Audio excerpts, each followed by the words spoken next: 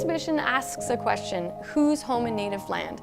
This is a collaboration with 3 members of the Indigenous community. They have been asked to respond to works from the collection in whatever way they want. From that, we'll build the exhibition from there. It's framing the whole exhibition.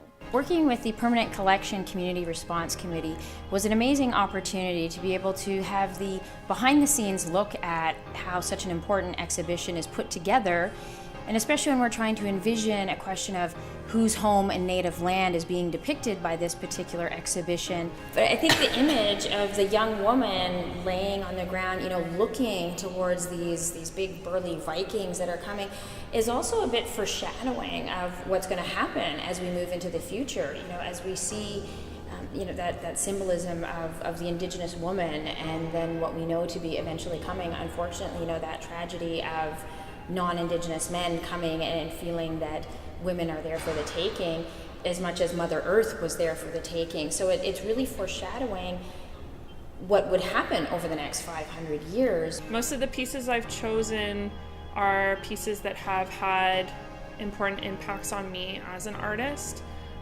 pieces that remind me of my family, but also pieces by artists that have really just allowed for us to be able to be accepted in these spaces and seen in these spaces. That is really foreshadowing, and that is those sort of like conflicting views on the role of women in community is still very much butting heads, and I think women in general are still very much excluded from what we know of the history of art, and those conflicting views on how we view our women, and women sort of at the center of community, and the important role that they hold is still very much in conflict. So that piece, now that you brought that up, you really kind of see the duration of degrading of our women has sort of continued, and it's still an issue that's becoming so prevalent today.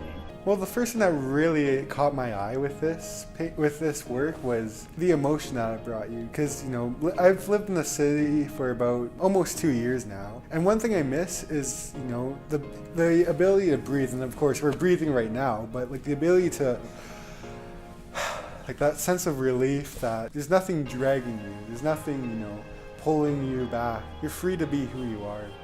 No, I think like the creator put Doug forward as premier for a reason. I think it shows us that we need to fight even harder.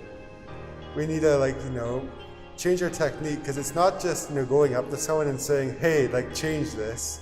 You need to we can't just change their minds, you have to change their hearts too.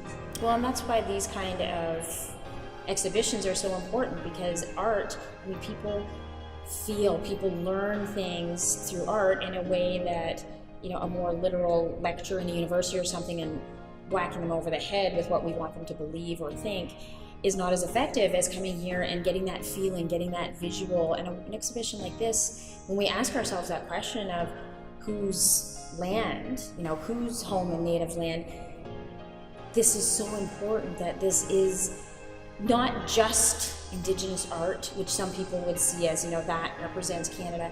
It's really, that beginning and that origin, and recognizing that foundation of the Indigenous identity of this country, but then also moving towards where we are in a contemporary society, that we are a mix of many different nations who have come here and who have made this their home now. And so this exhibition is really a good example of all of those different identities, all of those different cultures coming and making Canada into what it is now, which is a very unique blend of all of those backgrounds.